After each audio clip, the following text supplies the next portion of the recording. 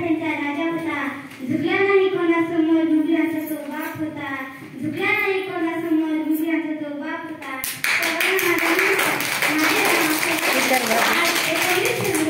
आपण छत्रपती शिवाजी महाराज यांची जयंती साजरी करत आहोत.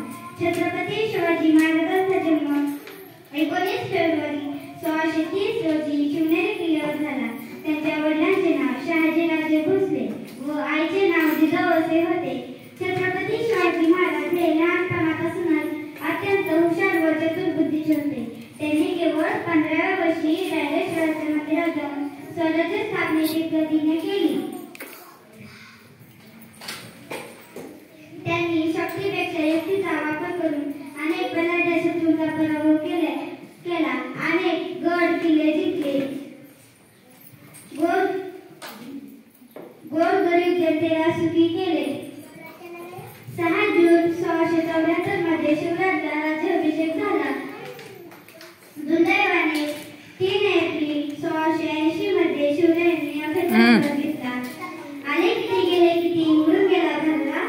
आले किती गेले